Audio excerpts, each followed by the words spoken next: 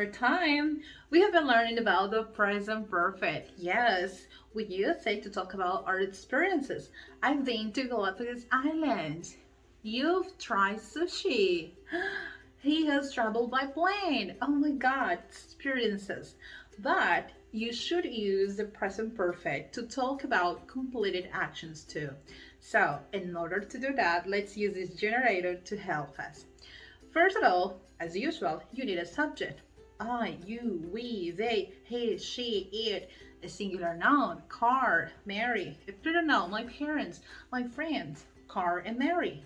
And the auxiliary. You know, in present perfect, you have two options for the auxiliary. Have, or the negative form haven't, and has, or its negative form hasn't. So always use the correct auxiliary in each case. For example, I have, you have, we have, they haven't, my friends have, or maybe he has, she has, it has, my husband hasn't. Yes, always the correct auxiliary.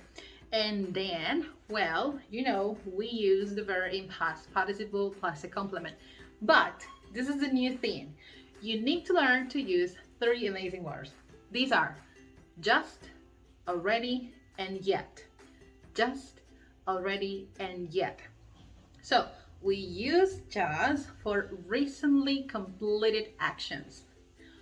Recently completed actions. Yes, for example, well, you have just woken up. Yes, minutes before.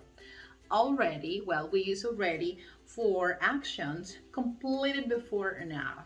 Yes, and yet for negative sentences, in this case for actions that are expected to happen in the future but are not complete. Yes, so come on, let's see some examples. The first one we have here is I have already finished work. I have already finished work. Good for you. Or the next one, you have just woken up. Oh yes, you have just woken up. Or maybe we have already done our homework. We have already done our homework. Good for you. Already. So this action is completed already.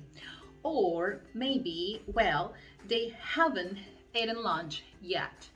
They haven't eaten lunch yet. Good to hear? Yet. Yet, it's only for negative sentences and it's always at the end of the sentence. What happened with just and already? Well, you place just always before the verb. You have just woken up. And already, well, you can use already before the verb too. Okay, let's do the next part. Now we have, he has checked Facebook already. She has checked Facebook already. Oh, what happened here? Well, now already it's at the end of the sentence. So you can use already in both places. Before the verb in past participle or at the end of the sentence. It's up to you. Or maybe you can say, well, she has just gone to the beach. She has just gone to the beach, you know, minutes before. Or what about, yeah, my husband hasn't arrived yet.